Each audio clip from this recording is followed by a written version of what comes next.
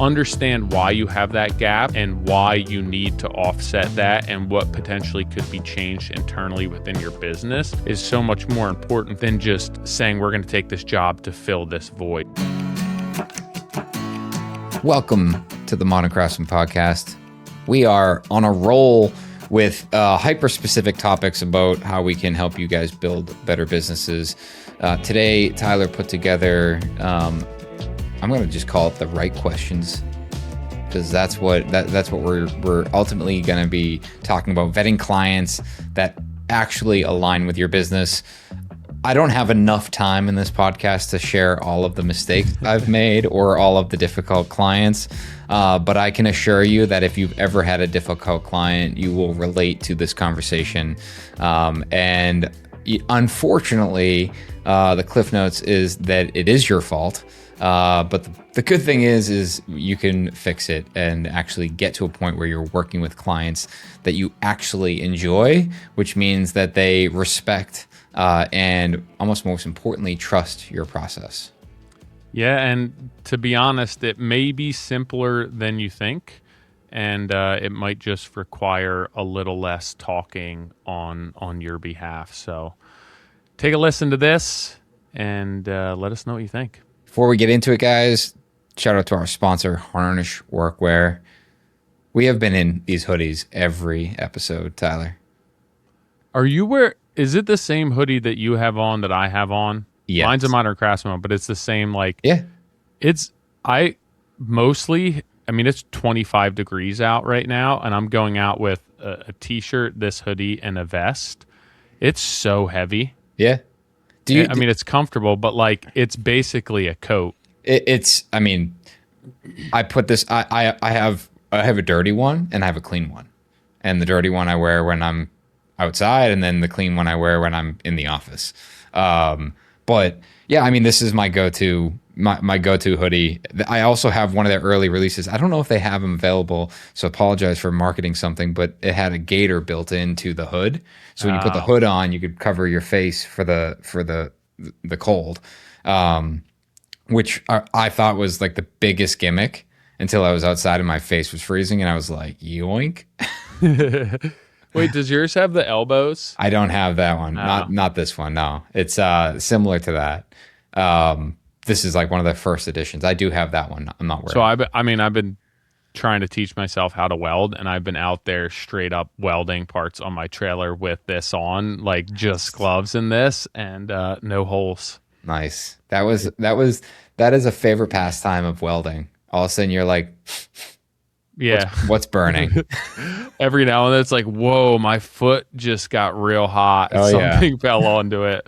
Yeah, Vans aren't really made for welding, dude. No, not at all. But yeah, so durable so far, and you pretty much can't even tell that I've been wearing it, and it's been outside with me the past couple of days for an hour here and there doing some welding. So I definitely testament to the durability of this hoodie. Well, whether you guys live in a cool climate like Boston or New Jersey or a warmer climate, they have all the workwear. And if you want to get started, I would highly advise you to work with their team, with their H-Label program. Get your entire team outfitted with the best fitting t-shirt on the market. It is literally the only t-shirt I wear every single day.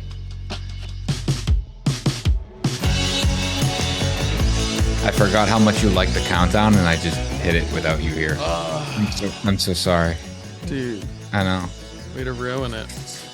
Once it popped up at the 5, I was like, your hair's getting out of control again. Bro, look like my son, Nixon. Has he gotten a cut yet? No. And he has at least twice as much hair as Indy does.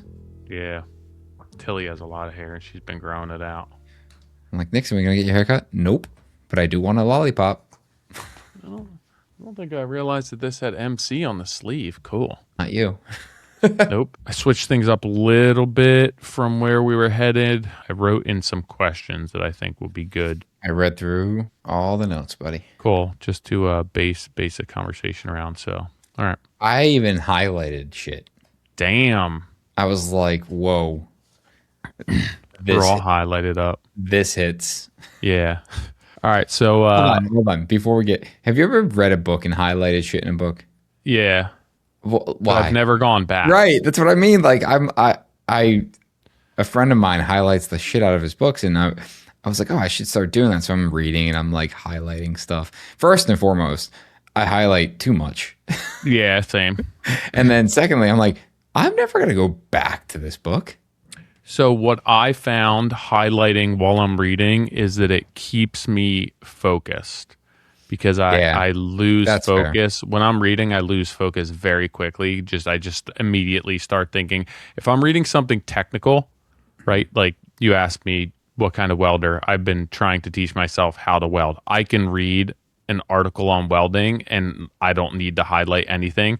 But if I'm just reading a book, I have trouble when it's not 100, where my brain's not like just processing something. I go somewhere else. So if I highlight while I'm reading something that's not technical, it just helps me focus and not go to la la land. Yeah. I lose focus very quickly. But no, I highlight a lot and then I never go back to it. And if I reread it, the highlighter means nothing. No, that's fair. I mean, I think you're right. It's the same reason I like to write notes, Yeah. whether it's on my iPad or just on paper. It's like the act of writing it down makes me think about it and prioritize it and gets Yep. my thoughts out a lot more. Yeah, well, I highlighted some stuff that when I come across that bright yellow mark, I'm going to be like, this is what I want to talk about. You heard it here first. Get your highlighters. So Modern Craftsman, yeah. obviously, yeah, we've been tackling a lot of the vetting process, budgets, having those conversations with clients, and I think at least for myself, most of what I've struggled with in business has not been the technical end. I guess it agrees with what I was just talking about, even with reading. I can, from a technical perspective, it all makes sense to me. But where I really struggle is with the systems, with the not that I struggle with sales, but just understanding that doesn't come so naturally to me. And I think that a lot of us struggle outside of just the building, right? We aren't great business owners. We got into this because we enjoy building. So I think something that causes a lot of issues for people is saying yes to the wrong projects. And I think that a lot of that actually stems because we don't know what the right projects even are. So most of the most difficult jobs for me weren't difficult because of the details. They weren't difficult because of the schedule, the budget. They were hard because the client wasn't a great fit from the outset. So today I want to talk a little bit about the questions that we use to ensure alignment with clients, that they understand how we work, that we are taking on jobs and entertaining leads that fit our program and not just shape-shifting to what is best for our clients or their needs. So it's not about turning away work to just for the sake of turning away work. It's about understanding who you are, what your business needs, and asking better questions to ensure that you have better projects, better relationships, and a more sustainable company. So that's the goal for today. Yeah, We'll see if we can. We'll see if we can do it. I think, one of the things that comes up, especially from a client's side, when you hear it's like, oh, the client's not the right fit, that doesn't mean that they're not the right fit for everyone or that they're a terrible client or like a client that's not good for me isn't good for you. Yep. And I think, vetting that client, it's really about aligning, like, do you have similar ethos? Like, do you respect our process? And, we'll talk a lot about that, but, I can talk a lot about bad client decisions, like taking on projects that the project might be great, but the client, it's not that the client was bad. It was bad for me, bad for us. And, and looking back, the most important thing is recognizing that and preventing it from happening again. I think you've really enjoyed the thrill of the hunt. I do. So, I mean, one of the questions I want to ask you is what is one of the most memorable, probably not in a good way, projects that you took on that you didn't ask the right questions, you didn't ensure alignment, you just saw the project and you're like, I either need this right now or this would be a really cool project that you took on that wound up not being ideal? I'm not naming that project, I mean, but I can think of it. There's a lot. There's a few outside of that project. There's a few, and I think it's exactly what you said. It's I fall in love with the project. I fall in love with the opportunity there. And for everything from big projects to little projects. And I think I don't want to go on a total rabbit. I don't want to go down a total rabbit hill, but what rabbit hole. Rabbit Hill is like a bunny hill. It's like a small ski slope. All we have on the East Coast, guys, is bunny hills. When I think about that question, but just overall general, it's always been because I see an opportunity to market something. For the first decade of my business, that's literally every project that came in the door, I looked at as, all right, not a great fit. How do I make it a great fit? All right, let's do it. Hopefully make money, market it. All right, now use that to market to the next level. It's like that. It was, if I had a process, that was my process. And for me, it was, we set, really since Julian's been on my team, we sit down and we talk about like the projects that we're going after, does it really make sense? And he's more than once said, Nick, I just don't have a great feeling about this, or I don't think this is a good job for us. And some of those projects we ended up building and they were challenging. And even after I was like, no, like this one's going to be fine. Like I understand the client, like they quote unquote just want to be part of this, or they just want to do this, and I think we can make it work. And the reality is like every one of those was very challenging. It's funny because your jobs that you take and why I think you take jobs that are ill-fitting for you are always for the future. Like you're not thinking about right now. And for me, the wrong jobs were always when I was just focused on the immediacy of now, where it was either fear-based or just like, this will be a couple of extra bucks, right? It's always been like the immediate jobs, not the jobs where I'm like, this could change the trajectory of my company. But I would say there's a pretty good balance of also taking on projects that are for the immediacy.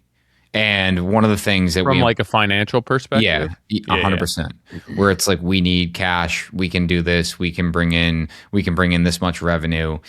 And I will say the one thing that we really got hyper focused on last year was building out basically a revenue forecast schedule. And that is all. And simply put, we listed out every job, the total contract, the value, when it was going to start, and how long the job was going to be, and then just looked month to month, like, hey, even if you just divide it up equally, right? $1 million job, 10 months, 100K a month, and then do that across all your jobs, you end up seeing how much money you're bringing in per month, and then what your total nut is to run the business. It's like, am I making money this month or am I losing money? And we got really focused with that where, I say that where it's like, we've always had some understanding, but certainly not the system we have now where, it got so, transparently, it got so critical to know that because of the investment we're doing with White Oak. It's like, I need to make sure that we're monitoring this stuff on like a weekly basis just to protect us. Yeah. So when we did that, anytime we go through that exercise, we realize that some of those short-term, immediate, like this will help for the next month or two situations don't actually help. And the reality is like, just weather the storm for 30 to 60 days. Because I will say, in the grand scheme of things, 30 days, 60 days of weathering like a difficult time flies by. like a month comes and goes. 2 months comes and goes. It's, so when we saw those months where it's like, this is going to be difficult, should we plug something in? We would sit down as a team and just say, hey, this really doesn't make sense, because what it's going to do is it's going to take manpower off that job. We have to do this. We're all of a sudden our focus is going to be, on this particular like small job or just not the right fit. And it's going to make things more difficult to get back to the core. The other thing is, the more you take jobs that you don't want, the longer you're delaying getting to the projects that you do want. Yeah. And I think self-realization at the end of last year, how do I say this? I think there's part of me that was, I want to use the word scared, and I don't know if that's the right word, but ultimately it's like, I'm not, we continue to go after the same type of project because the bigger ones are the ones that we really want are scarier. And it's scarier because they're less and it's harder to break in. And we're, 0 for 100 going after them because, for one reason or the other, we lost the project. And, and maybe we're not, and there's a bunch of reasons as to why that's probably the case, but, we revert back to what we're comfortable with, where it's like, well, we know we can do these. Let's do a couple of these, and then we'll eventually get to what we want. I think it's a good point. And the takeaway for there, and I think looking internally is, and this is easy to say, much more difficult to do, is to not position yourself or structure your business that you need those jobs. Because I think like the only time that you really consider those jobs is either based on fear, based on having a company that's structured that you don't have enough money coming in. I think that sometimes growing too fast and then a shift in the economy can create those issues. So if you can structure a business or create a profitable, sustainable business where you don't need those jobs or you don't entertain them. Like I look to my past and projects that I knew I shouldn't have taken, and any time that I considered taking those jobs were to fix or potentially band-aid an issue within my business.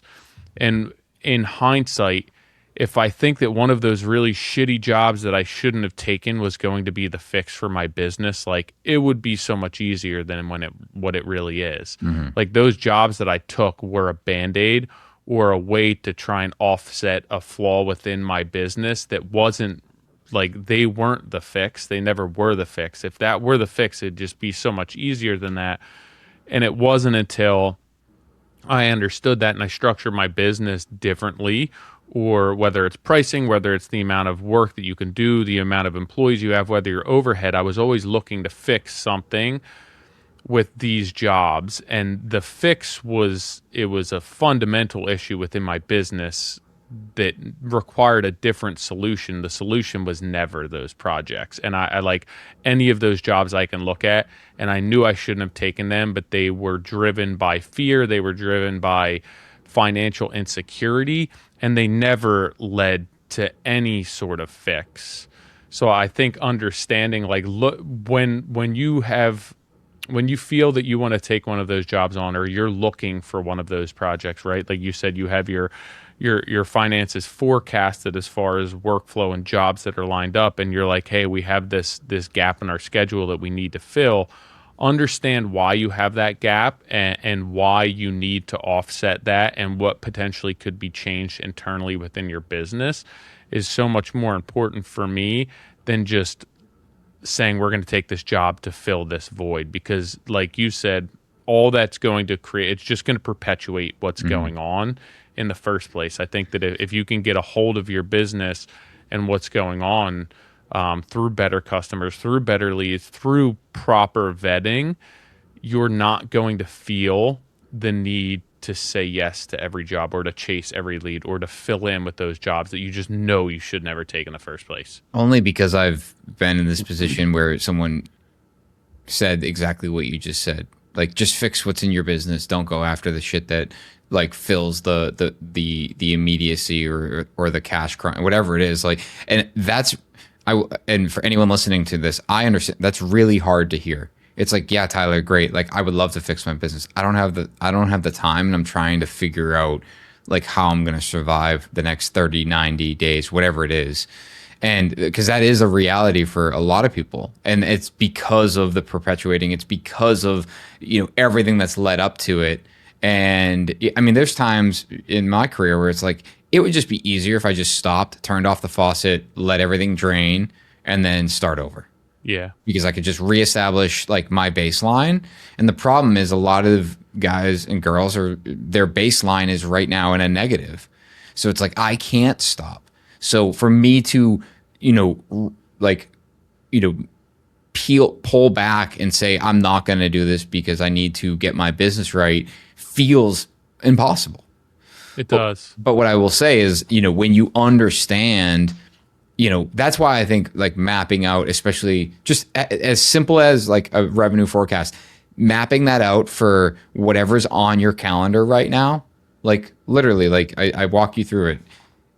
And if you sign up for our newsletter, shameless plug right in the middle here, moderncraftsman.co, sign up for our newsletter. I will send you an email on how we map out our revenue forecast. I'm going to make a note on my notes in handwriting so I don't forget. But the ability to do that and then actually see, hey, this is what is going to happen, for the next few months. Can I survive this? January 2026, I'm going to lose whatever, 100 grand. Yeah, but February you make 200, and in March you make 300, and in April you make 100. Like, look at that. Look at the time horizon in a bigger span and realize that, okay, actually I can make it through the next few months. I'm just going to go through shit for a month. Yeah. Because that ultimately will give you the confidence to be able to say no to something that ultimately is not bringing you closer to your goal. The other thing, I had a friend of mine years ago tell me, he was like, Nick, you need to establish what your baseline is, like what type of project you want to do. Right now, everyone thinks you do everything. You're doing $500,000 projects. You're doing, multi-million-dollar projects. What's your minimum? I'm like, no, it depends on the project. If it's creative enough, he's like, no, stop. Based on your business, based on the way you want to build, based on how you want to structure the project, what's your minimum? And recently we said, all right, it's 3 million plus. That's how our business is set up. $3 million is kind of our baseline for what fits for our type of project management and overall scope of work. Back then, my immediate was like, what if someone comes in and they're $2.8 million? They're not gonna knock on the door because there's a big sign that says 3 million only. He's like, no. If they want to work with you, they're just gonna ignore the sign and come in anyway. They're gonna be like, hey, I know it says 3 million, but like, I got 2.8 million to spend. Or like, hey, I know it says 3 million, but I really want to do this really cool $500,000 bathroom, and you're the only guy that I because we market that I think can do it. Would you entertain that? And the reality is, like, for us to focus our effort and marketing into like the ideal type of client, it allows us to stay hyper focused, and it is obviously self-qualifying the people that are not a fit. But that funnel is typically wide enough through your marketing effort that everyone outside of that parameter is still going to probably make its way through, if they're even the slightest bit qualified. I also think that brings up a really good point, that there are, when you're asking these questions, right, and it's your vetting process, whether it's a lead intake form, whether it's just the way that you engage and interact with clients who call you, email you, text you, whatever it may be, there's certain questions that are going to be more analytical.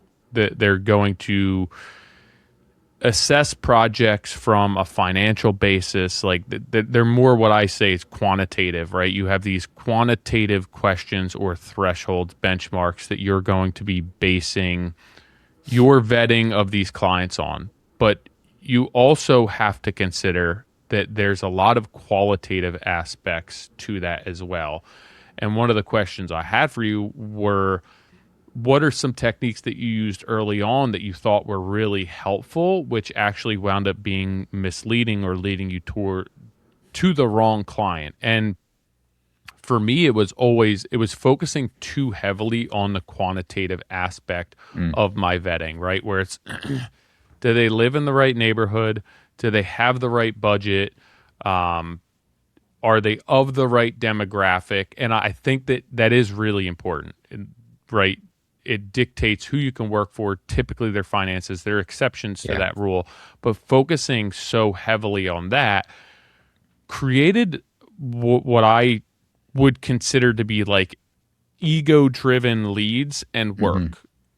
And a lot of times clients that I don't feel that I should have worked for, jobs that I was chasing, that it was more so about the job than about the experience and the client. And I think that for me, that's one of the big things. It's still a very important part of my vetting process. I still focus heavily on, are they in the right neighborhood? Is the benchmark for what this job's going to cost?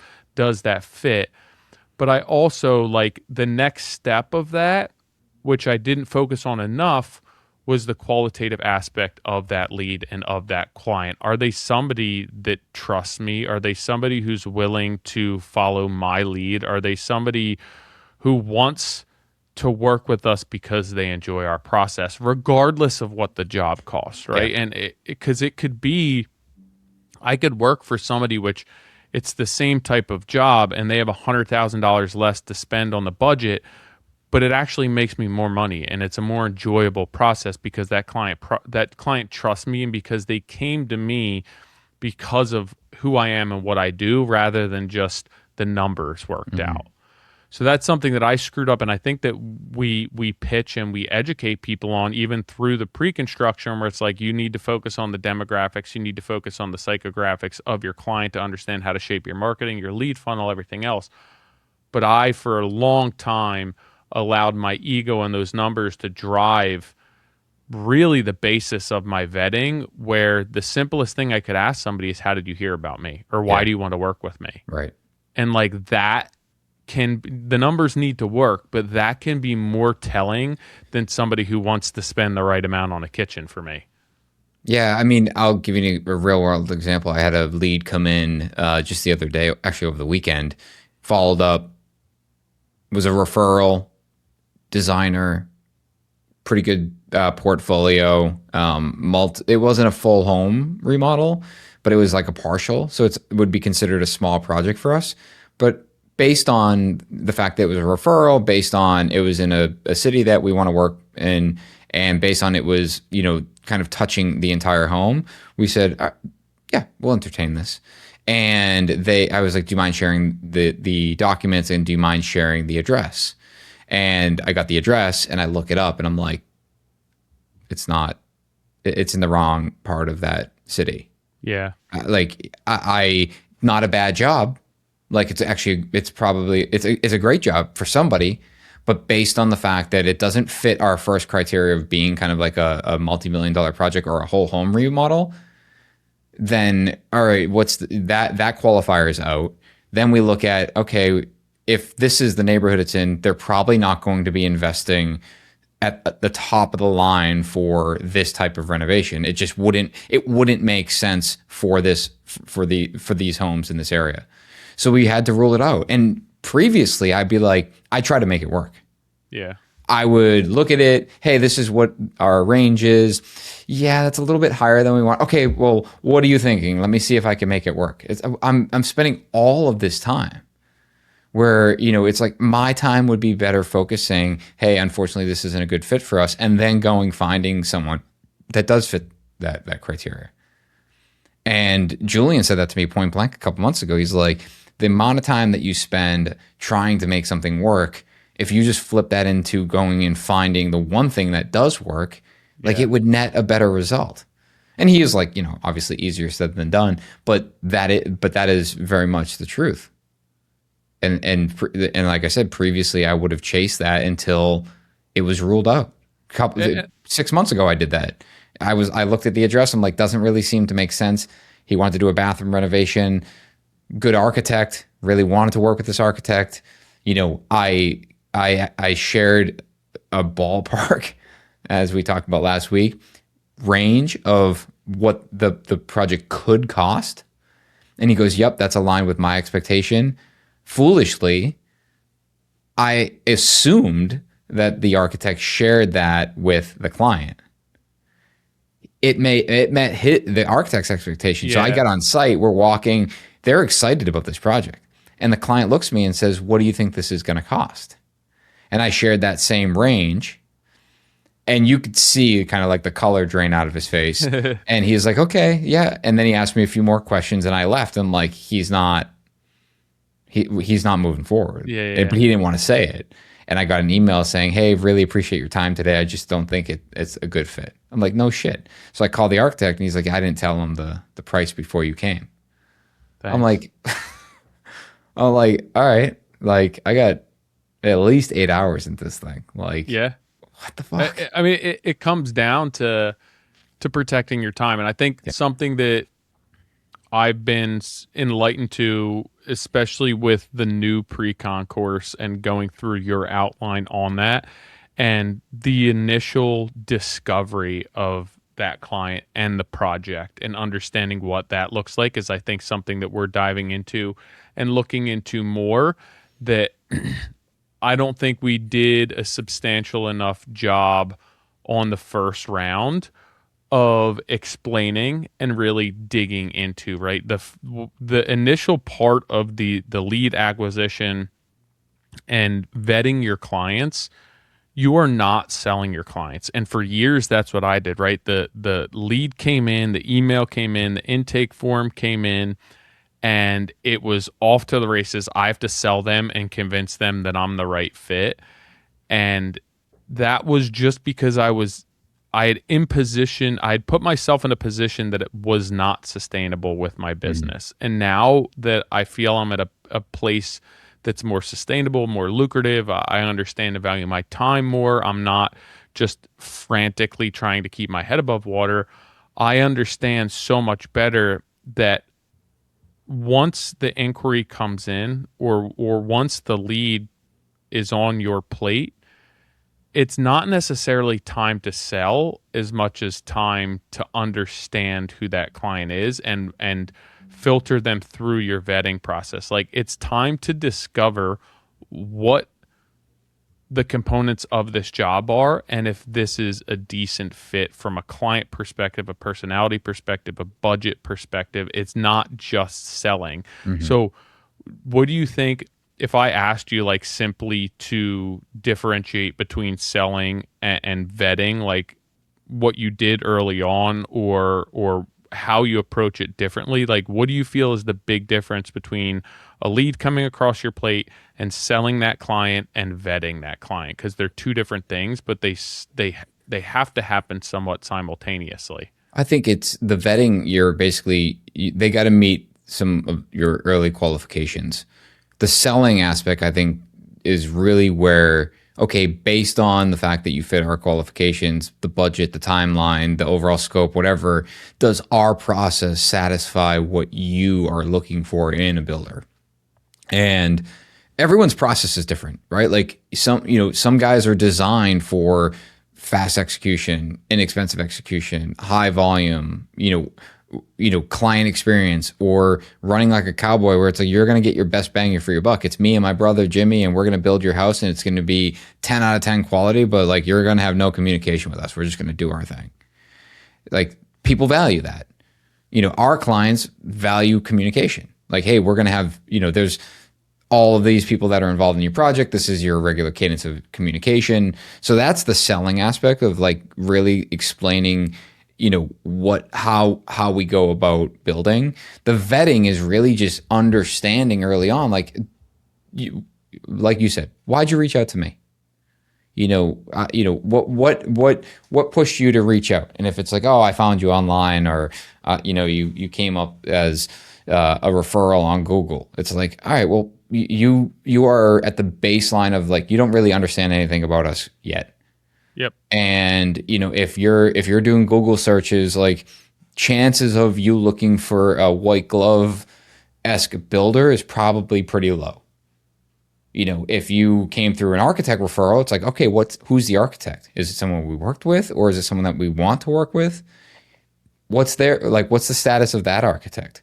Are they trying to establish a good relationship with a builder that is, higher caliber than they are typically working with? And if that's the case, like, are we going to blow a budget because most of the time they're working with builders that are at a lower tier? Like, understand, like, that's all the vetting process. Like, do we have a uniform understanding of how, like, what this project takes to build? And when there is misalignment, the goal is to see if there's an opportunity to align. Real world example. I got a phone call yesterday. Client wants to do a renovation. I read the form. I actually posted this on my Instagram yesterday, and I actually was recording myself on the call because I wanted to, like, study some of the things I ask to update our lead form, actually.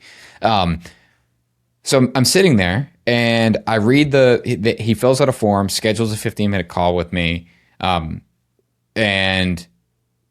I'm reading it. I'm like, this isn't I almost canceled the call. I'm like, not a good fit for us. Budget's really low. Scope, especially for the scope of work, like, way too much scope for the budget. But there was a couple key things in there, and it was specific to, like, hey, I really appreciate the way you build. I appreciate your buildings, like your knowledge on building science. Like, I was like, all right, this guy at least knows who he's talking to. So we hop on a call. We end up talking for 25, 30 minutes. And we end up realizing, like, we're actually a good fit. And the budget, he was like, I just put that in there as a placeholder. I don't really know. And frankly, I'm more interested in partnering with someone that can bring what I want to fruition than, like, hey, what can I do for this price? And to me, and to anyone listening, like, that's a great example of, like, we established the fact that we're, what our minimum is, and he was way under our minimum. And even on the phone call, I said our typical project starts around $3 million and goes up from there. But I understand that your budget's less than that. And I would like to hear what you're trying to accomplish for that scope of work. You've rattled off a few key things that are really important to me. And he ended up just communicating back, like, I don't know what the budget is.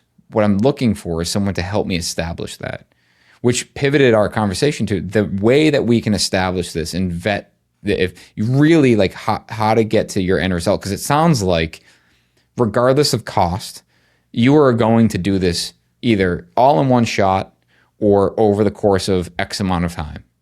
He said, yes, this is my forever home. Like, this is what I want to do. I'm not looking to sacrifice that, but I don't know what I don't know, and I don't know how to go about this the most efficient way possible. If you tell me that I got to replace all my windows, they're going to be $500,000, and the best time to do it is now, or it's going to cost me another, $100,000 if I do it later on, he's like, I would make a logical decision and do it now. So that was, again, 25, 30-minute call that we realized that there is alignment here. And some of those early qualifications, we're leaning towards them not being, but, by having that phone call and paying attention to some of the cues in the early email of realizing, hey, it seems like there's some similarities in what we care about. Yeah, I think that's why it's so important to shut up and listen. Like, stop selling for a second. Like, the initial part of this, right? Use your marketing, use your brand to sell to these clients. Once they're in your funnel, like, early on, shut up and listen to them to understand, like, evaluate your client rather than just pitch this client, because you're going to sit there and you're going to talk and you're going to sell your business, and everything's going to be great. They're going to move down that funnel. You didn't listen long enough to understand if they should be moving down that funnel. You just sold them on everything, and, like, selling your client, that's part of it. But if you're selling to the wrong client and you're moving them down the funnel, you're just creating more work for yourself, less profit, more headache. So just shut up. Like that first call is about qualifying your client based on your needs as a business owner with regard to what they want. Like understanding if they fit your program based on your parameters more so than you trying to convince them that you're the contractor for them. I'll tell you, great example. A couple of years ago, got invited to look at a project. They were talking to a couple different builders. They scheduled an hour of my time, or an hour with the client with me, and go in that meeting. I'm walking them through my process, top to bottom, everything. They're like, "Wow, this is amazing. Your communication, like, wow, wow, wow." We don't get the job. And I was like, man, they really appreciated and wanted everything that we kind of said. I was like, can you explain to me why? And this is the architect telling me after the fact. He goes, you didn't once ask them why they were doing the project. Yeah. All you did was explain your process, and they loved your process, but you didn't even ask. You didn't once give them the opportunity. And in my mind, I'm like, because I only had an hour, but you're right. It's like you don't have to sit there and try to convince them. Great advice is just shut up and listen. This could be a marriage podcast. Could be. So there's obviously, like for me, there's telltale signs with every lead that comes into my lap. And there's telltale signs for, I want to proceed, but there's also like the red flags that you happen across. What are some of the red flags for you as far as timing of a project, like motivation for a client to do that project? What are some red flags where it's like, with regard to motivation and timing, where you're like, this probably isn't a good fit for me? I ignore red flags. I look at them as orange or beige, I guess is the right term. You know what? I think the more we do this, the more clear it gets. I guess I'm trying to filter the way I say this, but micromanagement and untrusting, I think, are the two that are really something I've ignored a lot. It goes back to what you're saying earlier. A client hiring us because they need something built is not a good fit for us, because it's, you're basically just looking at us as, paid labor to do something, where it's like, well, we have a process. And if you allow us to go about our process, we'll do a good job.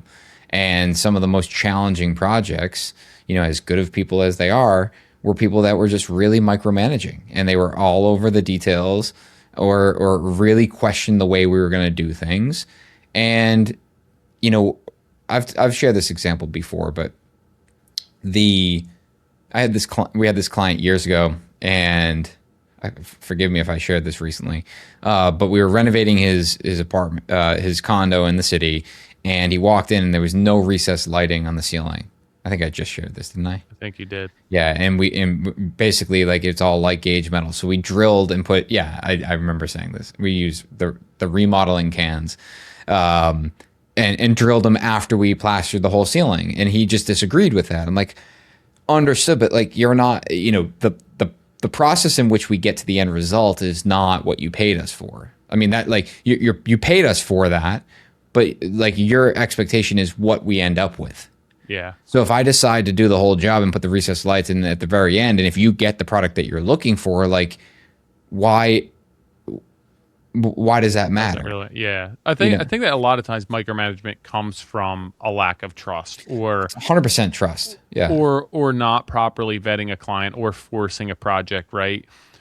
If I feel that I truly trust somebody, I'm not going to micromanage them. I trust their competence, I trust their experience, I like what they do. I trust that they are much better at it than myself. So I think a lot of times micromanagement just comes from a lack of trust, or potential past experience. I think for me, like, as far as the timing perspective, like, I think that comes down to communication, like red flags in communication, right? To me, micromanagement is just a lack of trust. So that's an issue. Needing to be constantly reassured of their decision and their hands held can be a red flag for me. But like, as far as timing on projects, I know that I don't turn around projects quickly. So like a red flag for me, which may not be somebody else, it may be a green flag for somebody because they're structured to handle this, is if somebody wants a job started in 2 months. Yeah. Like, to me, there's no sense in trying to sell that client. That's something that they need, that I know I'm starting myself on the wrong foot. And I would tell myself for years, oh, I could turn this around. I could get to this next week.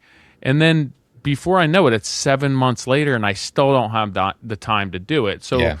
I understand like timelines for me, and understanding, having a realistic timeline, setting a realistic expectation for when something can get done.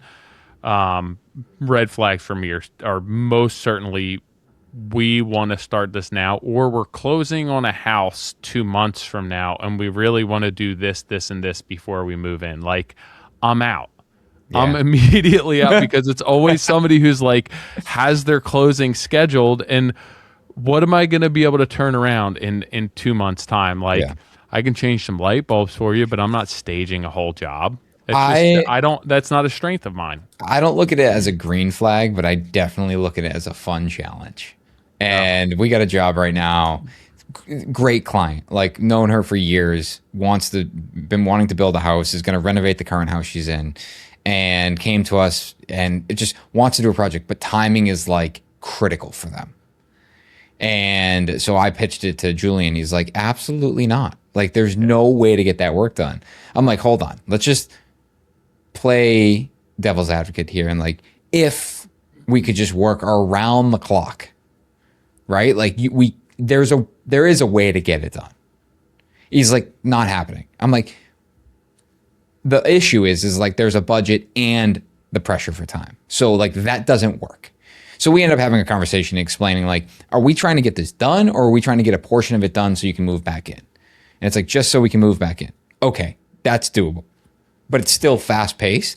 But the design is there. Great client, really understanding, has established exactly what they want. Like, there's enough where we're checking the box off, and it's like, all right, pressure is going to be the timing, which pushes the pressure on us for pre-con and really thinking about the project. So that's not necessarily a red flag for me. When the pressure for timing is for the wrong reasons, or like, you know, it is the number one priority over everything else. Like, you know, it goes back to, I've shared the story about the $8 million house that the guy called me and was like, hey, you'd build a beautiful home and I really respect that, but I don't care about the quality being that high. I want as big of a house as I can for, you know, as cheap as I can.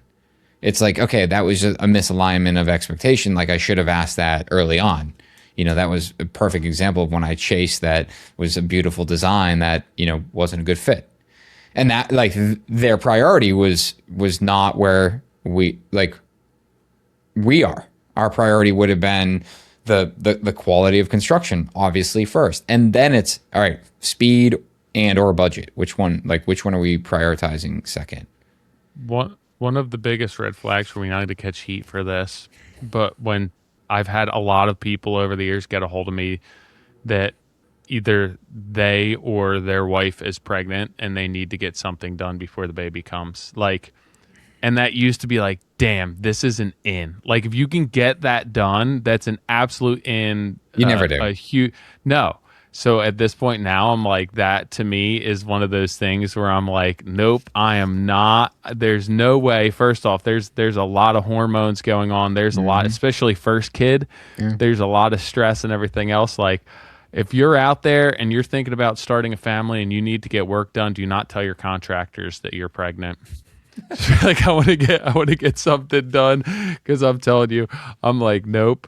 That's almost as bad as when somebody calls me and it just like, I just had somebody call me before the podcast and they said all the right things, but like when somebody's, hey, my name's so and so, I'm calling to get an estimate. Like, no, that's not how you lead into a conversation with me. Like, you're basically just telling me, hey, I want you to work for free. Come give me a number. I don't care if that's what like you want. at least butter me up a little and Yeah. like pretend that you know me or that you really like what we do. Like this lady called and, hey, followed you for a while. I like your work. I'm in Pennsylvania. First things first, I just want to see if you come over here and like respond. No, I don't. But like, if that were a job that was close to me in New Jersey, yeah, you like struck off on the right chord. Hmm. You passed, option or hurdle one. But yeah, anyone who gets a hold of me is just like, hey, we want to get an estimate. It seems like I mean, I know what they're looking to do. And for me, it's like, I would rather you get a hold of me because you like what I do or you saw something that I do or you like the care that we take, not just that you want me to give you a free number. Yeah, the pregnancy one is funny because we had a client. The job started and it was like, can we be done before we get married? And then it was they got married, and this job was just a very difficult, very poor expectations set up front. Lacking design, a lot of it design build, no formal architect or designer on the project. And then it was like we need it done before the baby comes. And then it was like next thing you know, the baby's here. And it's like just massive frustration on both sides. Wasn't budgeted correctly, and I just think about that. I think about that job a lot where it's like, in many ways that job came out amazing and extremely beautiful. And in so many ways, it was a terrible experience because the expectations around everything were just never set appropriately, ever. Yeah, it's tough. If it's good, it's great. You are a hero. Hmm. But there's a lot of things that can go wrong in our line of work, and to me, you're setting yourself up for a lot of potential success I or think failure, not success at all. I think a lot of people would say anyone that like questions your fee. Yeah, And I would say that that's not necessarily a red flag, but I do think a red flag would be someone that constantly brings it up. yeah, Mentioning it once or twice, like, sure, good negotiation, right? Like, any business person would. But if it's constantly brought up, especially in the light of like, you know, kind of the I'm paying you and you're making money off me attitude, that is, I think, a red flag that I've definitely ignored, where it's just like, I kind of laugh it off. yeah. I feel like they don't feel that it's justified. Like the cost isn't justified. If you're doing a good job and you're upholding your end of the bargain, Hmm. and they understood that going into the project, it would be weird to me if they were constantly mentioned. It feels that they don't feel that the fee is justified, and Yeah. that would be a concern for me. Yeah. What point in your career did you feel that you really understood the needs of your business? If at this point you do, like that's a huge one for me. Is that what I thought my business needed and what I thought I needed were completely different. And it wasn't until I really understood the numbers of my business, what I need from a financial and emotional perspective just to be able to sustain, that really helped dictate what my vetting process would be like. Like I said earlier, a lot of it was ego driven early on, and at this point now, there's some things that are more important than just the caliber of the job and the number attached to the job, and that's made me much happier in life. So, do you feel that you understand what that is now, not just from a financial perspective, but like what your business and what you need as a business owner from like a client or vetting perspective? I I think I know everything you just rattled off. I feel like I understand and know what my business needs, with the exception of the emotional capacity. Yeah, Um, but I would say the last 2.5, 3 years is where a lot of that clarity came from. And sitting down and one of the here's one of the biggest use cases of AI for me is I leverage it a lot for mental clarity. And it oftentimes is kind of a late night, like I'm just kind of decompressing, and rather than doom scrolling, I will feel like this mental load of like, man, have all of this stuff to do. And I will just sit down and kind of debrief with chat. Like, here's what's on my mind. And based on everything we've been I've been prompting you for the last 7 days, like, help me organize some of my thoughts into like more actionable items. And that has been huge for me to like just really understand like what, as my business coach would say, moves the needle. Yeah. Because I notoriously will do a lot of things and check a lot of things off my list that don't necessarily move the needle, or they're not making big moves to where I need, because I feel pressure in all these different directions. So for me, backing up and working, like, one of the things I did about 12 months ago is like, I just said, forget my businesses. What do I want personally? Mm-hmm. And then work down into the businesses and see how those things can reward me the things that I want. And when you do that, when you break it down, like anyone would say, like, when you break it down into small bite-sized chunks, it seems way more manageable. And that's what, really opened my eyes to, all right, if this is what I'm trying to accomplish, this is a path I can do it. Now, the issue for me is I'm going to get the shiny object syndrome. So it's like, when I have established that roadmap, I'm like, all right, I got a plan. But then I'm like, but couldn't I take that road over there? That road looks a little smoother, or it's got a better view. So then, like, I'll kind of restart that thought process. And I mean, that's a flaw of mine, is that I'm always like, trying to figure out which lane I want to be in.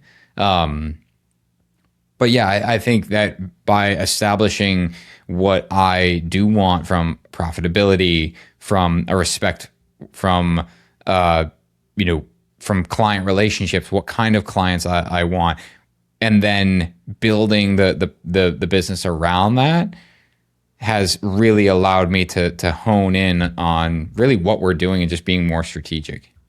It's funny that you say that, because I'm 40 now, and when I look back to when I started my company, when I was in my mid 20s, and what I thought I wanted and what I needed and what drove me personally, which ultimately drove what I needed to do professionally, is completely different than what it is now. And I think that my needs are greater now, obviously with the family and just being older and more mature and having more responsibility, but it's easier now. Like, business is easier now. Understanding what my business needs, it's easier to justify a lot of that with what I have on my shoulders now. When I was 25 and trying to justify what I wanted and what I needed, it seemed as though it's like, you don't have, like, what justifies that? You're the same as everyone else. You don't have anything more. There's no more responsibility. And it was hard for me to really justify what my needs were. It's gotten easier as I've gotten older, and I feel that it translates just more so to less selling, like less convincing that I'm who you want, and more, I'm going to take the time to make sure that I'm who you want. Mm-hmm. Right? Where, like, when I was younger, it's probably a lack of confidence and insecurity that I was trying to convince everyone that my way was the best way, and this is what you want, and this is what you should pay for.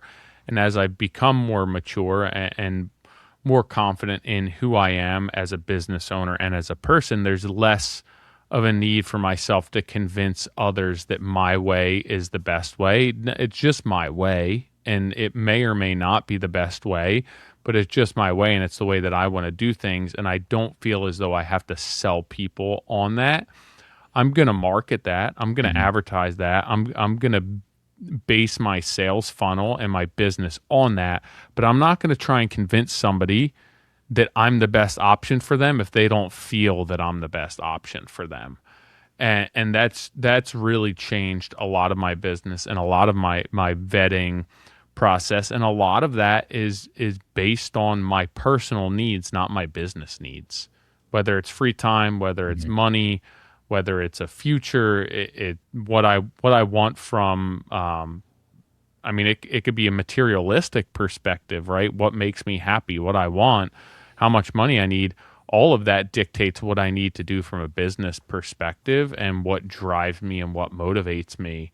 And it's a lot different now than it was 15 years ago for sure. But yeah, like your emotional and personal needs really should dictate. I do a fair amount of consulting. That's the first question I ask. Are you married? Do you have kids?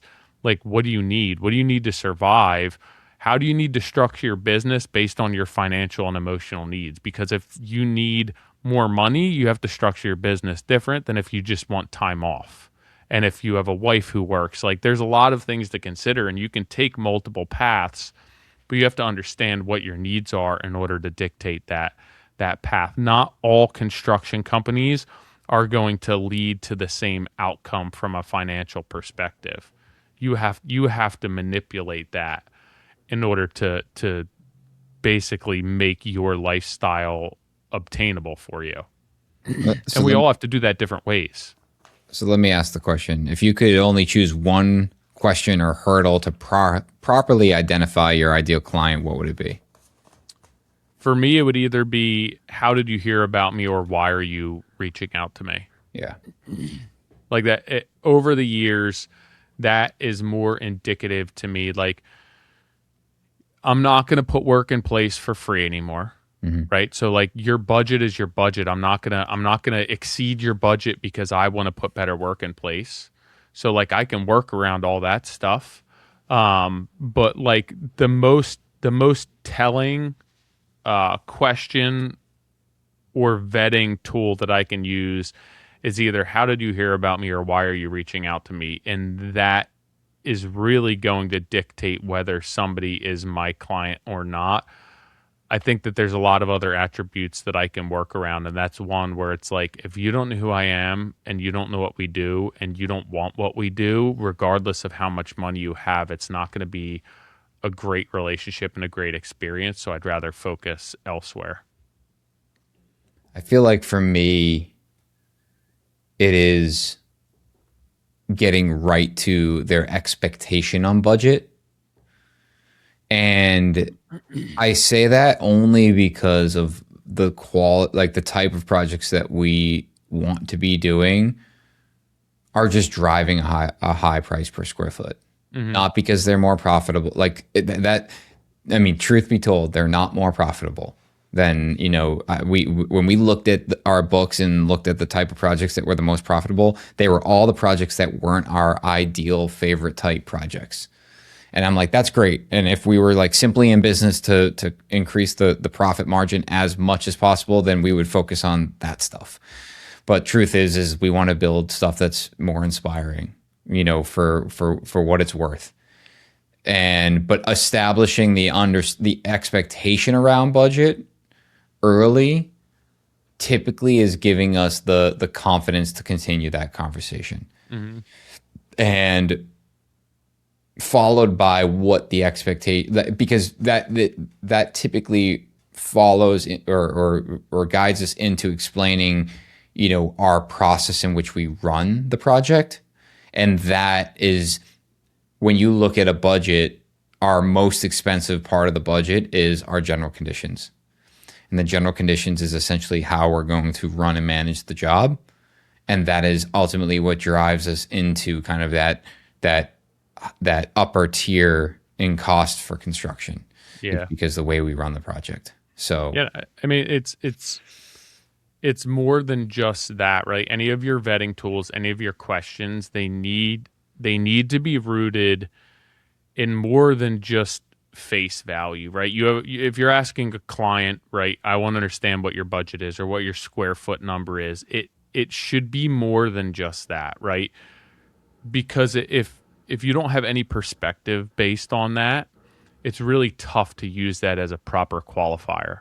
So like for me, if I'm going to ask somebody what their budget is, I have to back that with why I'm asking what their budget is and how that helps me decide whether we're aligned or you're a good fit, or why that's just an appropriate question for me.